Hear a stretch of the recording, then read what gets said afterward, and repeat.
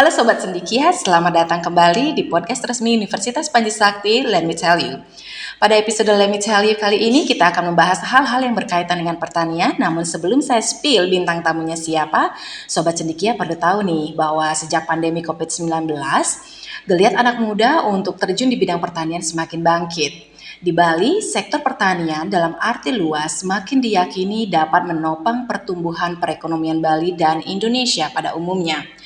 Lalu bagaimana upaya Universitas Panji Sakti dalam menyikapi geliat ini? Kita akan temukan jawabannya bersama Kaprodi Agroteknologi dari Fakultas Pertanian, yakni Bapak Putu Santiawan, SPMP. Selamat siang Bapak. Selamat siang Bu. Bagaimana kabarnya hari ini? Sangat baik. Oke. Sangat baik, terima kasih sudah diundang ke acara podcast hari ini. Kami juga sangat berterima kasih nih Bapak menyempatkan hadir di sela-sela kesibukan Bapak ya. Karena sudah mulai kuliah ya sekarang ya Pak ya? Ya, betul. Baik. Kita mulai aja nih sesi tanya jawabnya ya Pak ya. Saya wawancara ini Bapak sekarang nih. Bapak mohon nih sekilas saja ceritakan tentang profil dari Fakultas Pertanian atau disingkat Faperta ya Pak ya? Ya. Silakan. Profil Faperta, jadi secara umum kami mengusung sesuai dengan visi Fakultas Pertanian itu adalah mengimplementasikan ilmu pengetahuan dan teknologi yang mendukung program pembangunan pemerintah dan juga berbasis saat ini agrowisata tentunya. Karena kita tidak bisa memungkiri di Bali pariwisata masih menjadi suatu hal yang sangat besar seperti itu. Jadi bagaimana tentunya kita di Fakultas Pertanian juga bisa mendukung pengembangan pariwisata di Bali melalui agrowisatanya. Baik. Nanti lebih dalam lagi ya tentang agrowisata, kemudian dikaitkan dengan kuliah-kuliah yang ada di Faperta sendiri ya Pak ya. Nah sekarang untuk akreditasi prodi di Faperta nih Pak, bagaimana? Untuk akreditasi prodi kita mulai tahun 2021 itu kita sudah mendapatkan akreditasi baik dan tentunya kita akan terus berupaya untuk peningkatan akreditasinya. Baik. Lalu upaya realistis yang telah atau sedang diupayakan oleh Faperta sendiri untuk meningkatkan atau mungkin yang mempertahankan akreditasi itu apa saja Pak? Tentunya target kita pasti peningkatan Bu ya. Pastinya kita pasti untuk meningkatkan akreditasi itu tentunya ada beberapa program kerja yang kami sudah siapkan. Yang pertama tentunya adalah peningkatan kualitas SDM kami. Yang pertama diantaranya adalah tingkat pendidikan dari dosen-dosen. Karena saat ini program studi agroteknologi Fakultas Pertanian itu baru memiliki satu dosen yang berpendidikan S3 atau doktoral dan salah satu lagi sedang dalam proses pendidikan. Nah, itu dari tingkat SDM. Kemudian yang kedua adalah dari tingkat jabatan fungsionalnya. Jadi dosen-dosen kami dorong untuk bisa minimal mencapai jabatan fungsional rektor. Sehingga dengan begitu kapabilitas SDM dari dosen untuk memberikan transfer ilmu kepada mahasiswa semakin baik. Itu dari segi SDM dosennya. Kemudian dari kemahasiswaan kira-kira seperti apa? Yang pertama kami tentunya adalah peningkatan kapasitas mahasiswanya. Jadi berdasarkan data yang sudah kami catat itu mulai tahun 2020 itu sudah ada peningkatan jumlah mahasiswa di Fakultas Pertanian itu yang awalnya sekitar di bawah 10 orang, kemudian sekarang terjadi peningkatan mencapai hampir 50% peningkatan. Sehingga dari segi kapasitas mahasiswa sudah meningkat. Nah, kemudian dari segi kegiatan-kegiatan kemahasiswaan kami susun program-program kerja yang bisa meningkatkan kemampuan mahasiswa dalam mengikuti kegiatan-kegiatan kemahasiswaan baik di intern maupun di eksternal kampus. Baik Pak, lalu bagaimana dengan animo masyarakat sendiri untuk kuliah di Faperta tahun ini? Apakah ada kecenderungan meningkat dari tahun sebelumnya? Untuk peningkatan animo berdasarkan dari data 2 tahun terakhir itu memang kita sudah mulai ada peningkatan, apalagi ya tidak dipungkiri efek dari pandemi kemarin itu cukup berdampak juga, karena kita tahu akhirnya dari sana masyarakat mulai aware terhadap pertanian. Berarti dampaknya positif nih ya Pak ya? Ya, ada dampak positifnya juga. Iya. Jadi berdasarkan dari data itu kami optimis adanya peningkatan jumlah mahasiswa lagi di tahun ini, apalagi kita pun juga dari yayasan, dari universitas mendukung dengan adanya program-program beasiswa untuk Fakultas Pertanian. Oke, baik. Kalau berbicara tentang strength ya atau kekuatan dari Faperta sendiri untuk bisa menarik minat masyarakat untuk gabung dengan Faperta di Universitas Panji Sakti, kira-kira apa nih strength-nya kita di Faperta Pak? Strength-nya di Faperta yang pertama untuk di Kabupaten Buleleng sendiri atau lebih luasnya lah di Bali Utara, Ya. itu kita di Panji Sakti adalah satu-satunya Fakultas Pertanian di Bali Utara, kita bahasanya. Itu strength-nya. Kemudian selain itu juga dari segi pembelajaran kita saat ini sudah menggunakan blended learning. Jadi dengan blended learning kita lebih fleksibel kuliahnya kan Bu ya. Bisa online, bisa offline, bisa. Kemudian juga selain itu kita juga sudah didukung dengan SDM dosen yang sudah berkualitas. Nah, kemudian program-program yang sudah kami susun bersama dengan dekan dan juga dosen-dosen itu semakin meringankan beban mahasiswa dalam mengikuti perkuliahan. Salah satunya saat ini kita sudah masuk ke dalam program Merdeka Belajar, di mana dalam program itu mahasiswa bisa mengikuti kegiatan-kegiatan di luar dan itu bisa dikonversi ke SKS sehingga mereka bisa mendapatkan SKS dengan ikut kegiatan di luar dan juga memperpendek masa kuliahnya nantinya. Baik. Lalu untuk strategi atau inovasi dari Faperta untuk meningkatkan minat masyarakat agar kuliah di Fakultas Pertanian bagaimana Pak?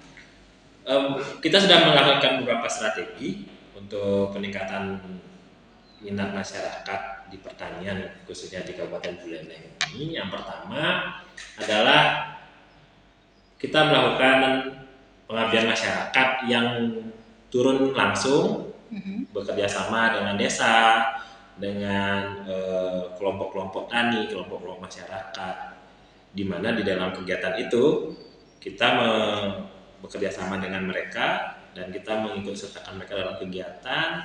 Dalam kegiatan itu pun kita mengajak mereka mengenal langsung kegiatan pertanian dan mereka pun juga bisa mengajak anak-anak mereka dalam hal itu. Jadi di desa kita sudah bisa langsung. Itu skopnya masih di Buleleng saja atau di luar juga? Saat ini kita sudah sampai ke Karangasem, Kabupaten Karangasem, Kabupaten Bangli juga di sekitar daerah Kintamani sudah masuk. Oke. Kemudian juga kita juga masuk ke kegiatan-kegiatan di sekolah-sekolah Ibu. Jadi saat ini sepertinya dalam kegiatan program Merdeka Belajar ini kegiatan-kegiatan di sekolah-sekolah itu semakin ada kegiatan yang bersinggungan dengan pertanian. Sehingga kami mulai melakukan kegiatan atau melakukan strategi di sekolah dengan mendampingi kegiatan-kegiatan ke pertanian tersebut sehingga mereka bisa mengenal Fakultas Pertanian di Unimpas lebih lama. Jadi lebih kontinu lah. Kalau strategi lainnya mungkin kita menggunakan sistem online via Instagram, via Facebook yang bisa kita share dan itu biasanya akan lebih lebih Masif, luas ya. gitu ya, lebih luas dan lebih masif dalam proses Penyebaran penyebarannya. informasi. Right. Jadi mempergunakan media sosial juga ya Pak ya. Betul, betul. Oke. Karena sekarang itu kekuatan kita di media sosial. Iya, Siapa benar. yang menguasai media sosial, dia pasti Iya, oke. Tadi kita sudah bicara tentang strength, kemudian inovasi. Lalu tantangan sendiri yang dihadapi Faperta saat ini. tantangan yang dihadapi Faperta. Oke, tantangan yang dihadapi Faperta dari segi minat masyarakat itu tentunya kita, walaupun saya bilang tadi kita sudah ada peningkatan minat, tapi tidak memungkiri ketika COVID atau pandemi ini sudah berubah, itu masyarakat kembali lagi ke pariwisata, karena pariwisata hidup lagi. Tapi ya kita tetap harus berusaha bahwa pertanian itu bisa terus survive. Karena sampai saat ini kita belum pernah makan dari plastik kan gitu ya. Atau misalnya bahan baku makanan yang sistemnya sintetis kan enggak ya, gitu masih dari diburu ya. Ya betul. Jadi kita mulai mengenalkan, kita tetap perkenalkan ke masyarakat bahwa ini ada pertanian dan kita harus selalu jaga pertaniannya, dan pariwisata pun bisa bersinggungan dengan pertanian. Sepertinya ini akan berkaitan dengan pertanyaan selanjutnya Pak. Langkah realistis yang sudah ditempuh untuk menghadapi tantangan itu. Jadi kaitannya tadi antara bersinggungan antara pertanian dengan pariwisata. Itu mungkin masuk ke dalam ini, ya. Masuk langkah ini juga. Kalau realistisnya, yang pertama sih kami selalu ketika kami melakukan promosi itu kami selalu menjelaskan bahwa di Panji Sakti itu kita sekarang mengkombinasikan atau istilahnya mensinergikan antara pertanian dan pariwisata melalui agrowisata. Nah, di mana dalam kegiatan agrowisata ini itu masyarakat bisa mendatangkan wisatawan baik mancanegara atau maupun lokal di kegiatan-kegiatan pertaniannya seperti itu. Nah, contohnya kita sudah tahu saat ini model pariwisata kita sudah mulai bergeser. Yang awalnya ke daerah-daerah yang ramai itu mulai bergeser ke mencari daerah yang lebih tenang. Trennya begitu ya. Trennya begitu. Kemudian masyarakat atau wisatawan yang berkunjung mulai diajak untuk melakukan trekking ke alam, trekking melihat subak seperti itu. Nah, itu kalau misalnya tidak ada pertanian, kan apa yang bisa dilakukan? Ya disuguhkan di trekking tersebut. Makanya ini kita bisa bersinggungan. Kita bersinggungan ini akhirnya kita bisa pahami bahwa pertanian dan pariwisata itu bisa saling berkolaborasi. Itu tanpa harus meninggalkan pertaniannya. Langkah realistis dan realisasi yang sudah kami lakukan itu diantaranya sudah melakukan kerjasama bersama dengan kelompok-kelompok wisata seperti di Desa Sudaji. Kami bekerjasama dengan kelompok Yayasan PHK namanya, Petani Harus Kaya. Keren ya namanya ya. Petani Harus Kaya di sana.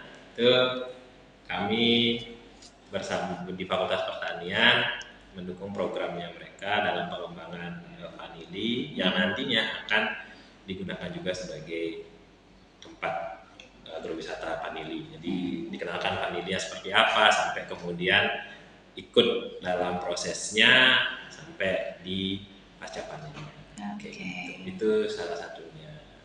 Kemudian selain itu juga beberapa dosen kami juga sudah ikut dalam kegiatan penelitian yang diadakan oleh Badan Litbang dan Inovasi Daerah, sekarang BLIDA ya. Itu untuk bagaimana sih potensi-potensi agrowisata yang ada di Kabupaten Buleleng. Salah satunya di Desa Pancasari. Itu sudah langkah realistis yang ditempuh untuk menghadapi tantangan-tantangan tersebut, sehingga ketika kita melakukan kegiatan itu masyarakat tahu bahwa pertanian itu bersinggungan dengan pariwisata. Nah, harapannya generasi muda itu sudah mulai paham akhirnya dari kegiatan itu. Kayak gitu. Baik. Wah, menarik sekali ya Pak ya, berkaitan dengan itu tadi, pertanian, pariwisata, bagaimana mereka bisa beriringan berjalannya ya.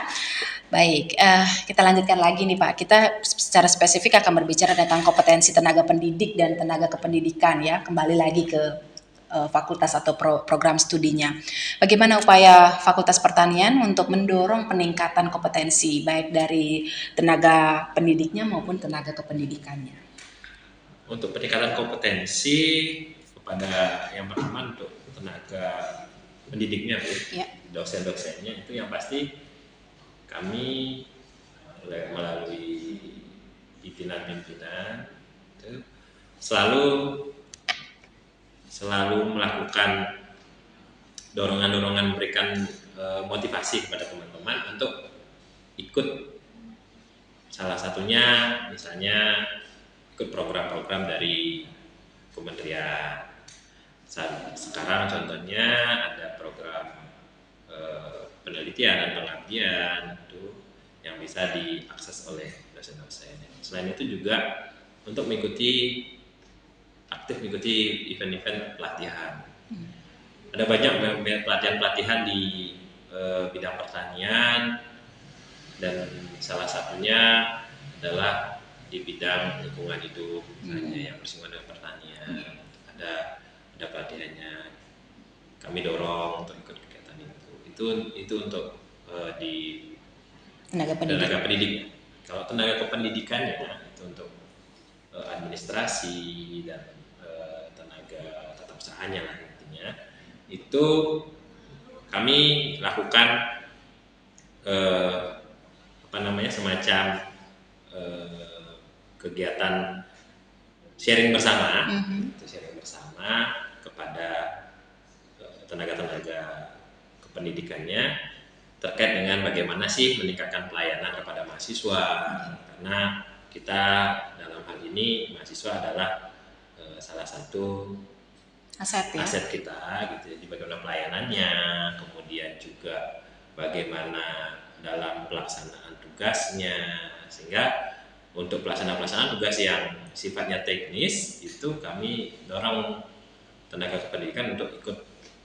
Kalau ada misalnya kegiatan pelatihan, webinar yang diadakan oleh lembaga layanan pendidikan tinggi di wilayah 8, itu mereka kami sarankan untuk ikut gitu. Malah kalau bisa ya harus ikut. Ya, wajib ya. Mereka harus tahu apa sih kegiatan-kegiatan update atau apa sih informasi-informasi update yang berhubungan dengan tugas-tugas yang mereka lakukan.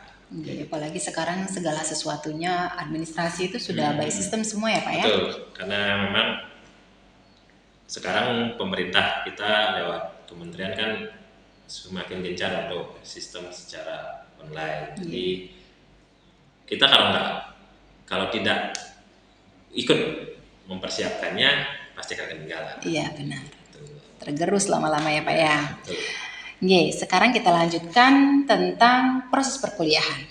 Di Faperta sendiri, adakah perbedaan proses pembelajaran atau perkuliahan dibandingkan dengan tahun akademik sebelumnya? Tahun ini maksudnya, perbedaannya adakah dengan tahun akademik sebelumnya?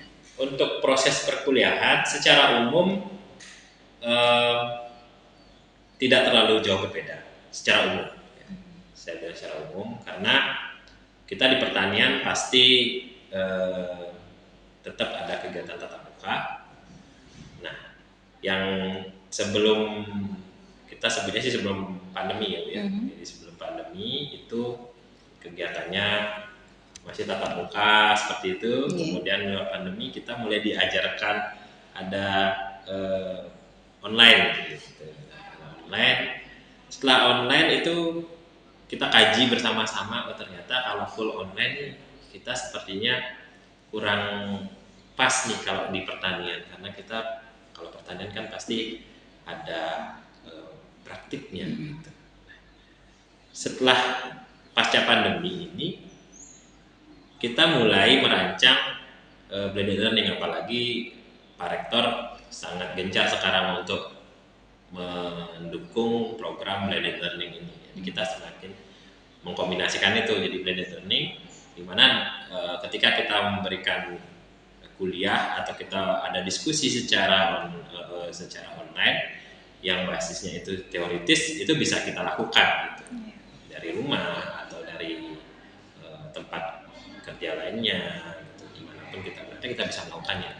Tapi ketika kita melakukan suatu kegiatan yang basisnya adalah praktis, itu kita harus tatap muka kemana mau.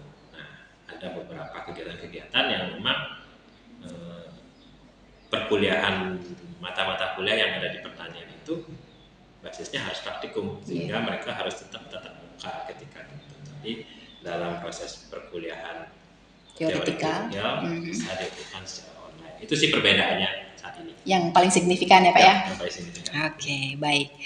Berbicara lagi tentang mahasiswa nih Pak. Bagaimana Faperta mengorganisir kegiatan kemahasiswaan baik dari segi akademik maupun non-akademiknya? Kalau organisasi kemahasiswaan kita lakukan atau kita bentuk mereka dalam suatu wadah senat mahasiswa. Jadi dari senat mahasiswa mereka yang mengorganisir kegiatan-kegiatannya. Nah, kami dari pimpinan-pimpinan di fakultas itu memberikan semacam program kerja atau bukan bilang program kerja. Kalau program kerja mereka yang bikin, kalau kita ini bentuknya adalah kegiatan-kegiatan yang rutin bisa mereka ikuti. Gitu. Jadi misalnya seperti yang sudah berlalu sebelum ini, itu setiap bulan-bulan awal bulan setiap awal tahun gitu, di awal tahun sekitar bulan Februari, Maret itu biasanya akan ada program Kreatif Mahasiswa. Nah, nanti melalui Senat Mahasiswa kami infokan, nanti di Senat Mahasiswa itu mereka akan menyebarkan infonya kepada mahasiswa. Bagi mahasiswa yang berkeyakinan untuk ikut program kreativitas ini, mereka akan menyiapkan proposalnya dan nanti mereka yang akan menghubungi atau mereka yang mereka yang akan mencari dosennya, siapa yang akan mendampingi mereka dalam kegiatan itu. Nah, itu untuk kegiatan-kegiatannya secara umum, kegiatan di kemahasiswaan adalah dikoordinasi di bawah oleh Senat Mahasiswa. Di atas pimpinan kami memberikan semacam kalender-kalender kegiatan. Nah, jadi di tahun ini awal tahun kegiatannya ini. Ya, perkiraan kegiatannya apa saja di tiap tahunnya ya Pak ya, bisa rutin. Maksudnya mereka bisa ikuti. Jadi bisa dipersiapkan juga jauh-jauh hari karena sudah tahu rencananya mungkin akan bikin kegiatan ini dan itu ya. Baik,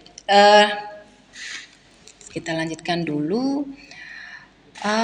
Apa saja upaya fakultas untuk mendorong prestasi mahasiswa nih Pak, baik di akademik maupun non akademiknya, prestasinya loh ini ya, secara mungkin mengacu ke individunya juga sekarang ya. Kalau prestasi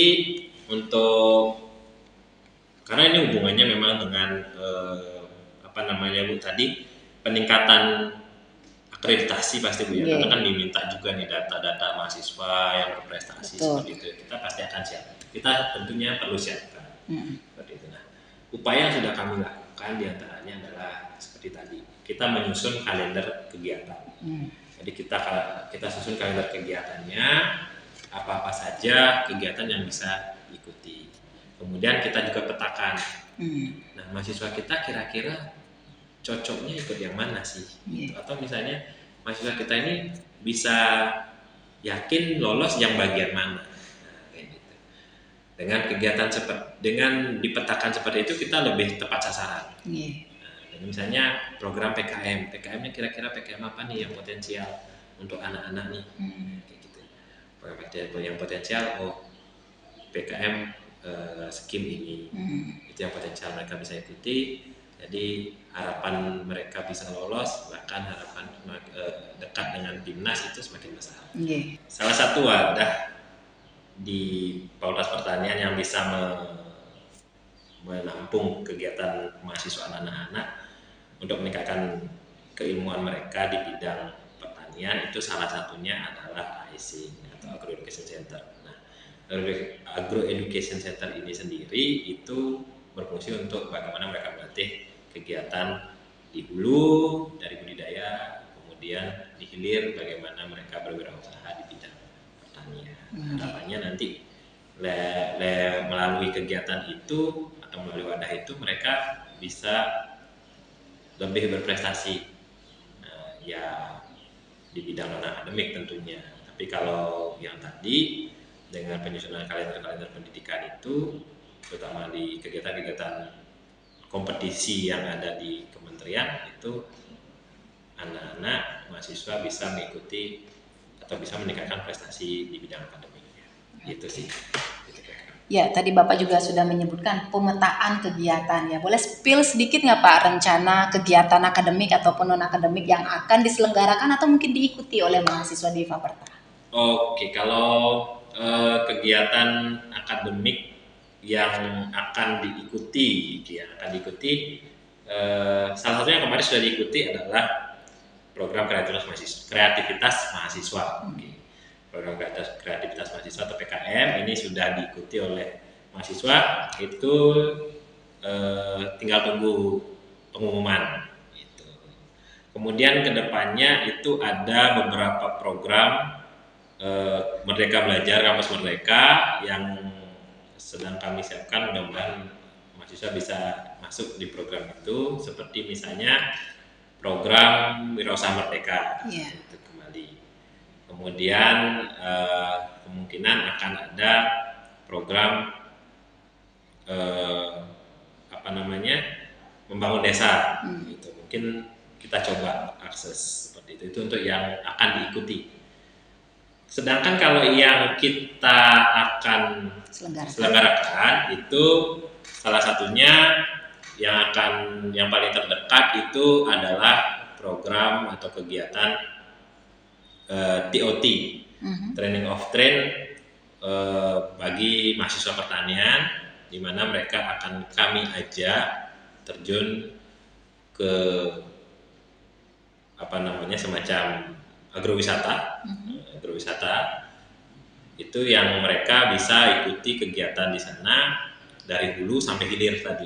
Jadi bagaimana mereka budidaya tanaman, kemudian bagaimana membuat pupuk organik sebagai pengganti atau substitusi pupuk kimia, kemudian juga bagaimana membuat produk olahan dari pertanian tersebut, sehingga mereka full kegiatannya di sana, dan bekal mereka sendiri akhirnya punya untuk nanti terjun ke dunia kerja. Gitu. Rencananya kapan ini dilaksanakan Pak? Itu sekitar bulan April atau awal Mei. Di mana? Di Desa Panjisari mungkin nanti. Oke, semoga dilancarkan ya Pak ya kegiatannya. Kemudian ada lagi satu. Oke. Apa itu? Ini kita akan undang siswa-siswa SMA SMK seprovinsi Bali. Itu Senat mahasiswa kami menyusun program lomba cerdas cermat pertanian. Ini adalah tahun kedua kegiatan. Harapannya adalah kita akan mengadakan kegiatan setiap tahunnya. Yang pertama tujuan untuk mengenalkan pertanian, yang kedua mengenalkan universitas dan fakultas pertanian Panji Sakti. Gitu. Itu juga dalam rangka Dies Natalis nanti. Alright, berarti dalam waktu dekat ini ya? Yes, betul. Itu untuk yang kegiatan yang terdekat lah yang akan kita selenggarakan. Wah, semoga dilancarkan nih Pak ya. Oke, Bapak tadi juga sempat menyebut tentang kurikulum MBKM. Yes. Lalu langkah apa saja yang sudah ditempuh oleh Faperta nih untuk mendukung program pemerintah MBKM ini? Untuk program MBKM yang pasti yang kita sudah lakukan adalah penyusunan kurikulum pastinya.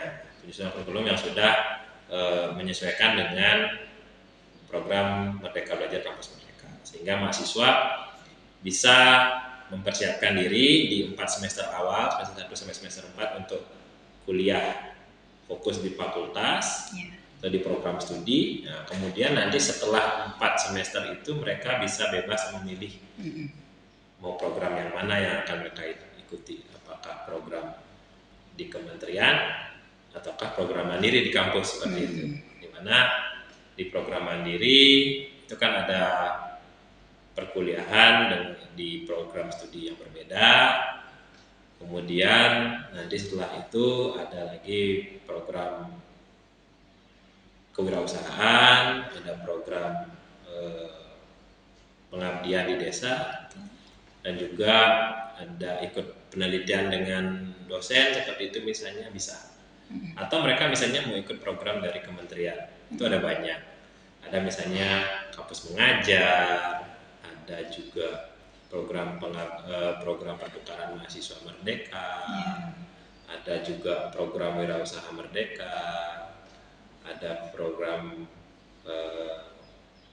bakti desa dan lain-lainnya. Itu mereka bisa ikuti seperti itu, sehingga kita sudah di tahap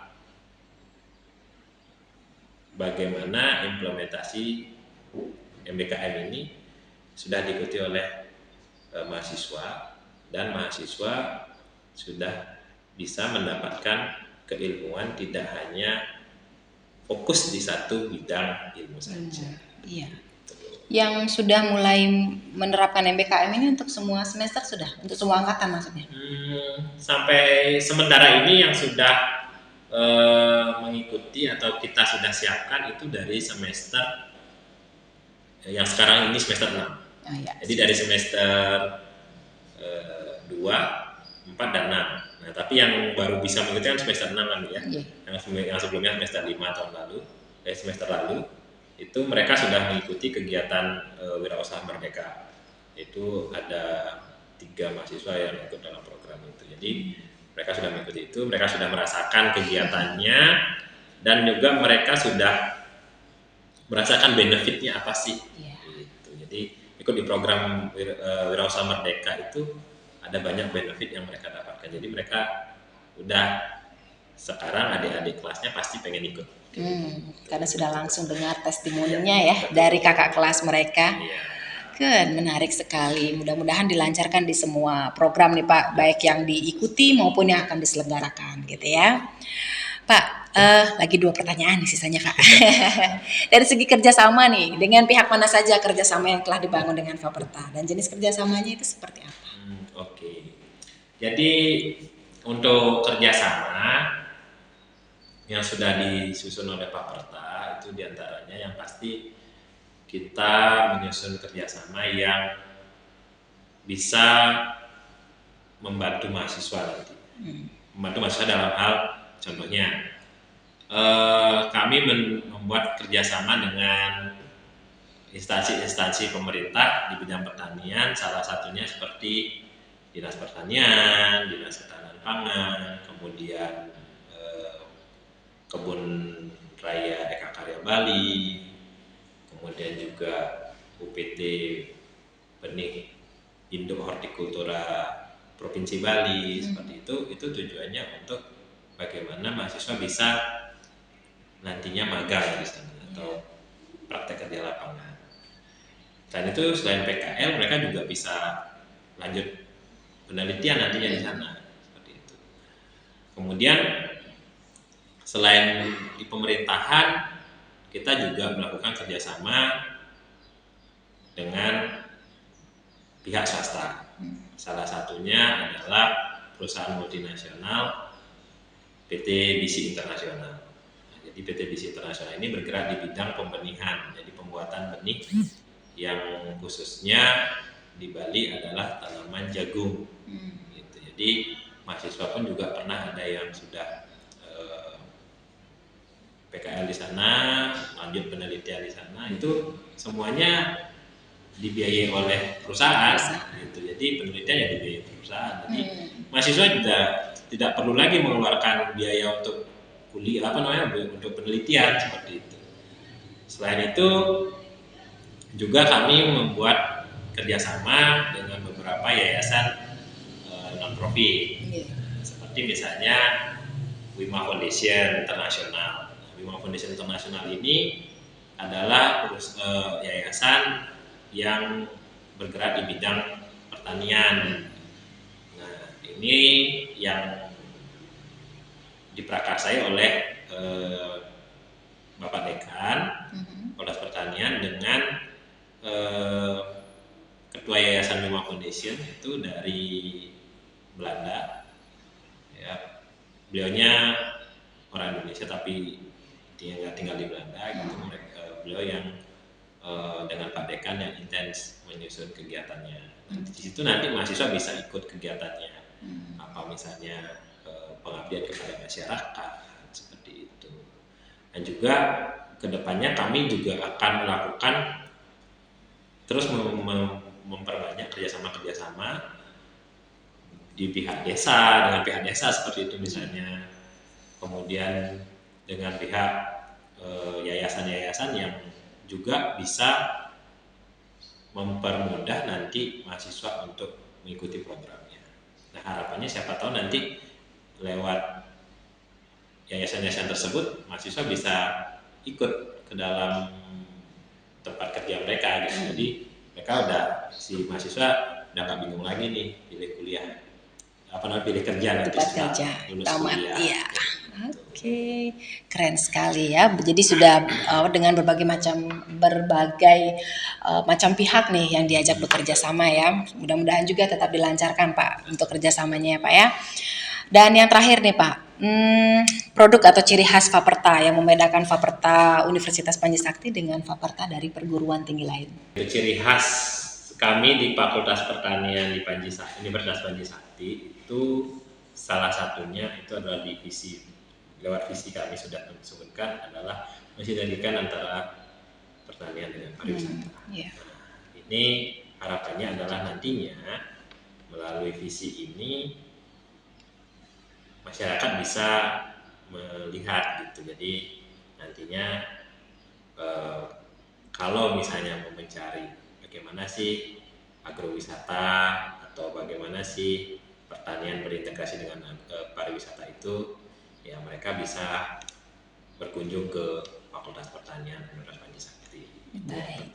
Kemudian juga kami sedang mencoba atau bisa dibilang sudah menyusun beberapa mata kuliah yang bersinggungan langsung dengan lingkungan hidup.